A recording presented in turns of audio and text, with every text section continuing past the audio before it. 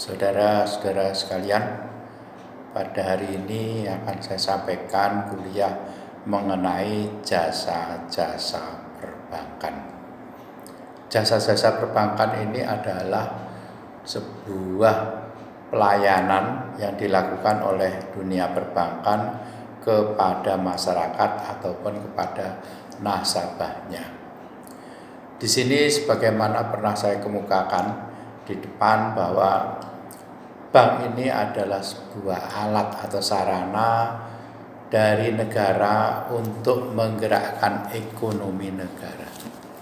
Jadi di sini bank ini diberikan tugas untuk mengumpulkan atau menarik dana dari masyarakat, dan dana-dana yang terkumpul dari masyarakat tersebut baik dalam bentuk dana giro ataupun dana tabungan, deposito, dan lain-lain, itu terkumpul di dunia perbankan di dalam sebuah bank, dan kemudian dana tersebut disalurkan kepada masyarakat, dan diharapkan dana yang tersalur tersebut dapat menggerakkan ekonomi negara. Di sini saya sampaikan bahwa perbankan ini berperan juga dalam kegiatan-kegiatan valuta asing. Ya. Di sini bank itu berperan dalam kegiatan penjualan, pembelian uang asing atau valuta atau falas atau valuta asing, dan juga transfer dana dalam dan luar negeri. Sebuah kegiatan yang sangat diperlukan dalam kegiatan ekonomi ekspor import adalah perdagangan ataupun peranan letter of credit dan lazim disebut sebagai LC. LC di sini sangat penting karena berperan dalam kegiatan perdagangan tersebut dan berfungsi sebagai penghubung antara pedagang dalam dan luar negeri. Jadi LC ini merupakan sebuah sarana untuk melancarkan kegiatan perdagangan antar negara juga antar daerah. Pelayanan lain dari perbankan adalah sarana penyimpanan harta nasabah yang lazim disebut sebagai kotak pengaman atau safe deposit box.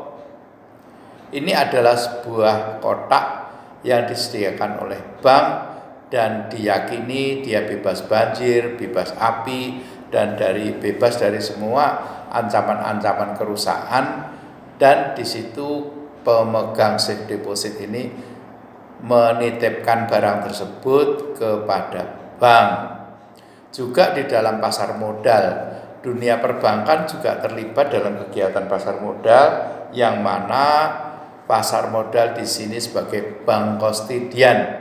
Bank kustodian ini adalah bank yang melayani pembayaran ataupun transaksi keuangan di dunia pasar modal.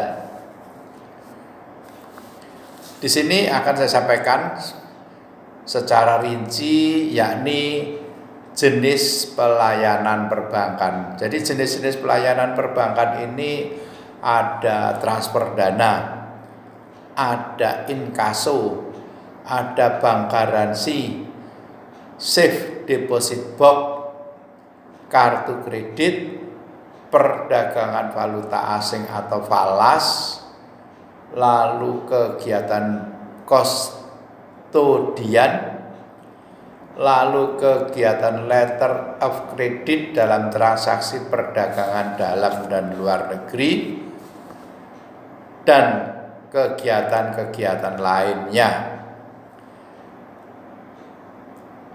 Yang pertama saya sampaikan dulu mengenai transfer dana ya.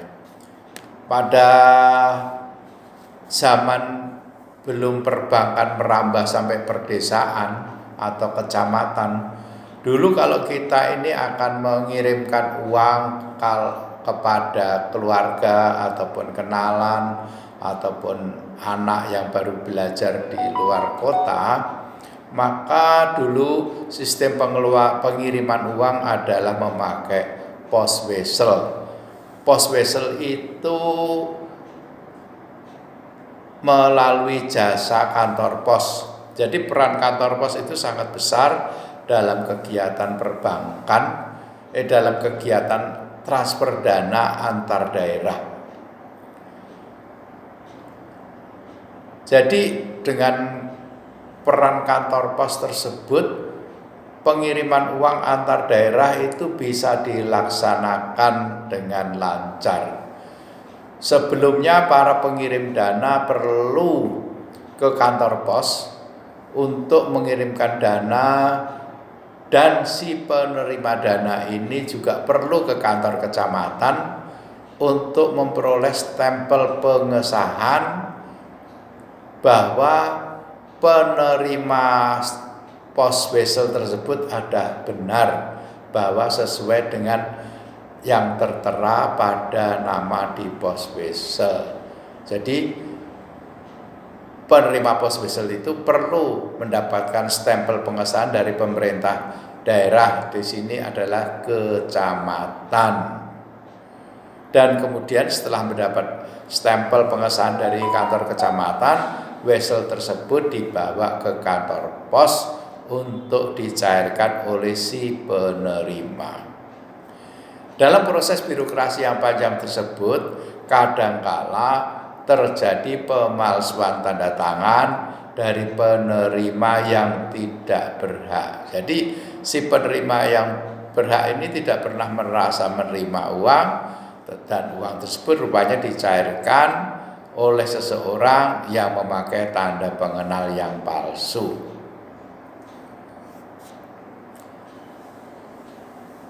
Kemudian di perkembangan selanjutnya bahwa pengiriman dana dari kantor pos itu lalu terasa lama dan birokrasi yang panjang. Kemudian pengiriman dana tersebut dipindah atau dilakukan melalui bank. Jadi si pengirim uang itu datang ke bank, baik dia nasabah ataupun bukan nasabah, dia menyetorkan sejumlah uang dan mencantumkan nomor rekening orang yang akan dikirimi uang tersebut. Kegiatan tersebut berlaku untuk pengiriman uang dalam dan luar negeri. Dalam hal ini biasanya perbankan akan menarik dana untuk pengiriman uang tersebut, dan dana administrasi tersebut memang berbeda apabila kita adalah nasabah atau bukan nasabah. Dalam transfer dana tersebut perkembangannya bisa melalui kegiatan yang dilakukan oleh pemohon, itu bisa dilakukan melalui surat.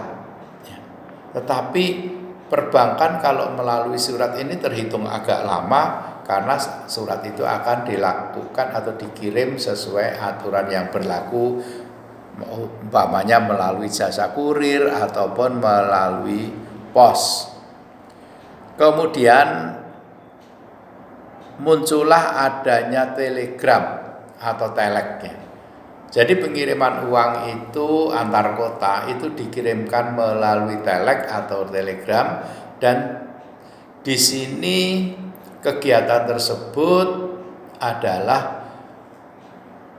berjalan cukup cepat daripada dikirim melalui surat. Jadi pengiriman dengan telek ini lebih cepat daripada telek. Ada lagi dengan sistem yang terbaru adalah ATM. Apabila si penerima dana tersebut adalah seseorang yang mempunyai nomor rekening, maka dana tersebut oleh si pengirim bisa dikirimkan melalui jasa ATM, tetapi jumlahnya terbatas. Lalu ada kegiatan pengiriman uang antar kota atau antar rekening, itu dilakukan secara cepat. Jadi dia begitu kita transfer ke sebuah rekening, baik bank yang sama ataupun tidak sama, maka uang tersebut langsung dapat diterima dalam jumlah yang cukup besar dalam waktu yang singkat. Jadi umpamanya kita ngirim uang 2 miliar, itu dengan sistem yang model RTGS atau Real Time Gross Settlement atau RTGS, maka dana tersebut akan terkirim pada saat yang sama, tidak melalui proses yang panjang. Saudara-saudara sekalian, bahwa pengiriman uang yang saya sampaikan tadi pada awalnya memang melalui wesel pos. Lalu kemudian setelah zaman berkembang bisa melalui perbankan, dan kemudian juga bisa melalui jasa perbankan dengan cara pengiriman telek atau telegram.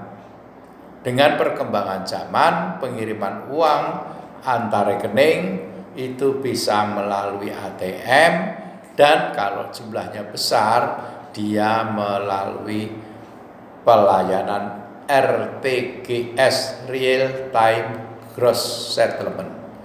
Ini adalah sistem pengiriman uang yang modern.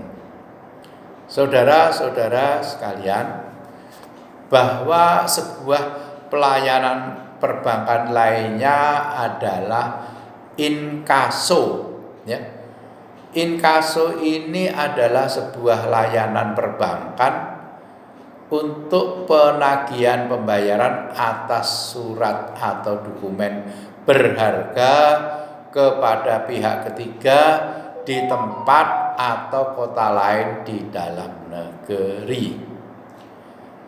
Surat atau dokumen berharga tersebut yang dapat tersebut diproses, ya. Surat berharga tersebut diproses secara administrasi perbankan adalah berupa wesel, cek, bilet giro, kwitansi, surat promes atau aksep, dan hadiah undian. Lalu apa manfaat dari inkaso? Inkaso bermanfaat bagi nasabah antara lain untuk menghemat biaya dan waktu proses transaksi penagihan menjadi lebih hemat dan mengurangi risiko kehilangan.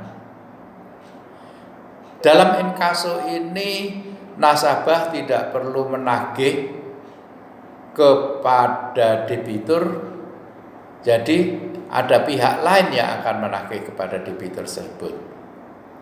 Kemudian manfaat inkaso yang lain adalah bagi pihak bank akan mendapat komisi atau uang administrasi dari jasa inkaso. Kemudian juga inkaso ini menjadi promosi pengenalan terhadap nasabah yang ditangani. Di samping itu yang selanjutnya, apa manfaat inkaso? Manfaat inkaso adalah dana tersebut dapat mengendap di perbankan tersebut. Kemudian jenis inkaso, ya. Inkaso ini ada beberapa jenis, yakni inkaso berdokumen dan inkaso tidak berdokumen. Apa inkaso yang berdokumen? Yaitu surat berharga yang diinkasokan dilengkapi dokumen yang mewakili barang yang dikirimkan misalnya polis asuransi, bill of lading atau konosemen. Bill of lading ini adalah sebuah dokumen dalam masalah ekspor import. Lalu ada lagi inkaso, selanjutnya adalah inkaso tidak berdokumen. Inkaso tidak berdokumen ini adalah bila surat berharga yang diinkasokan tidak dilengkapi dengan dokumen pendukung. Lalu selanjutnya apa yang menjadi objek inkaso? Objek inkaso itu meliputi yang pertama wesel, yang kedua cek, yang ketiga surat undian, yang keempat money order, yang kelima kupon atau dividen, yang keenam surat accept, yang ketujuh kwitansi, yang kedelapan adalah nota-nota tagihan lainnya. Jadi saya ulangi, apa objek inkaso? Objek inkaso adalah wesel, cek, surat undian, money order, kupon dan dividen, surat accept, kwitansi, nota-nota tagihan lainnya. Kemudian yang perlu saudara ketahui mengenai clearing. Clearing ini adalah pertukaran warkat atau data keuangan elektronik atau disingkat DKE antar peserta clearing, baik atas nama peserta maupun atas nama nasabah peserta yang perhitungannya diselesaikan pada waktu yang tertentu. Clearing kredit adalah kegiatan dalam SKBNI untuk transfer kredit. Kalau clearing itu menurut Bank Indonesia apa?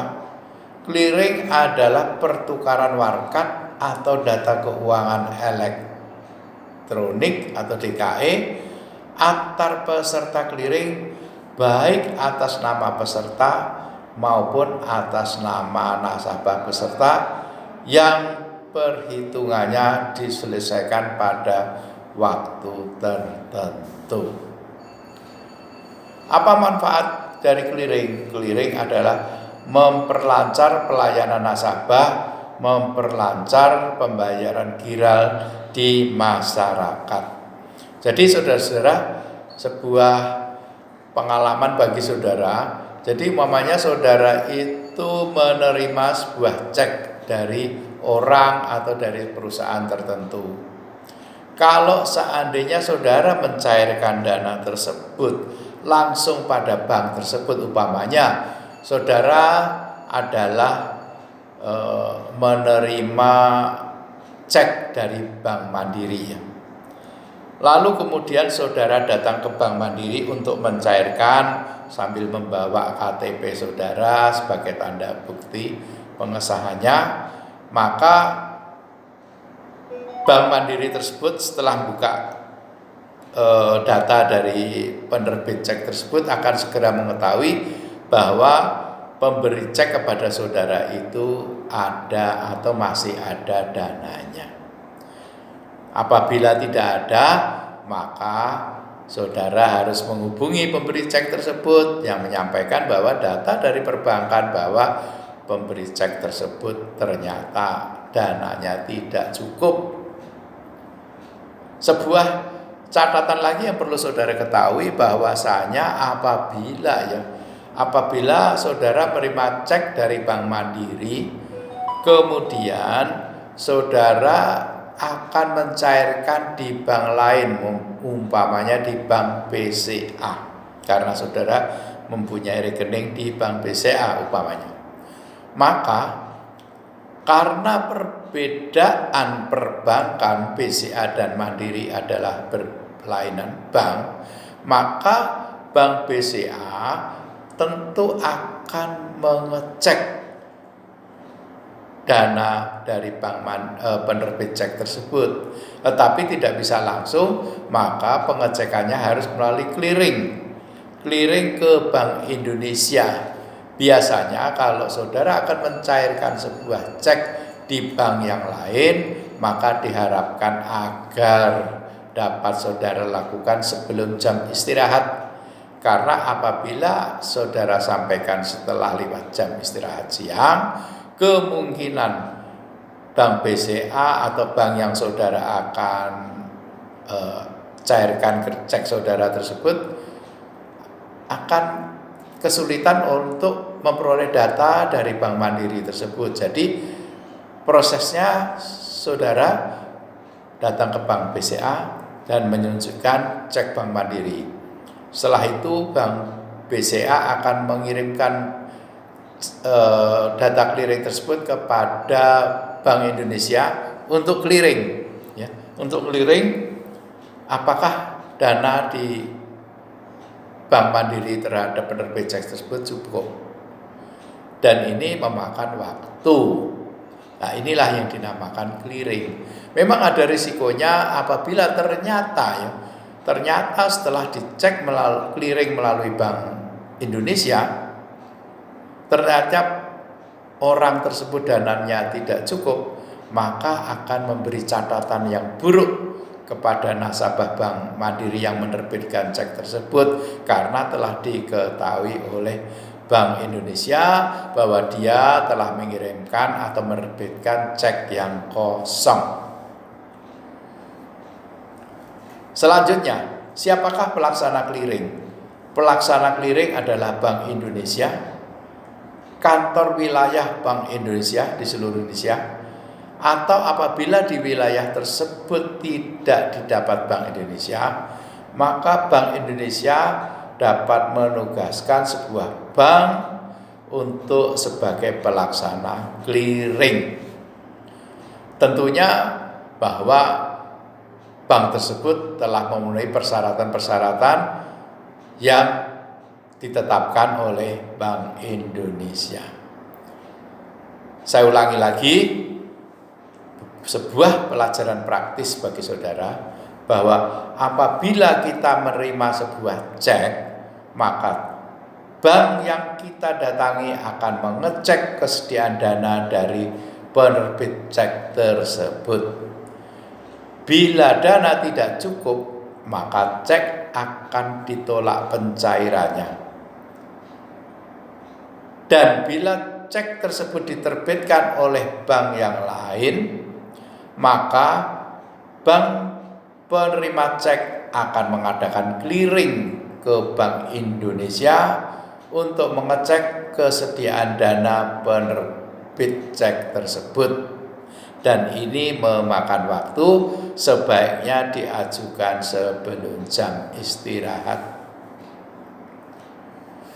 Selanjutnya, saudara-saudara sekalian, akan pelayanan yang lain dari perbankan ini adalah yang disebut bank garansi.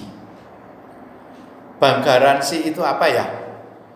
Adalah jaminan pembayaran yang diberikan oleh bank atas permintaan nasabahnya kepada pihak penerima jaminan dalam hal nasabah yang dijamin tidak memenuhi kewajibannya kepada pihak penerima jaminan.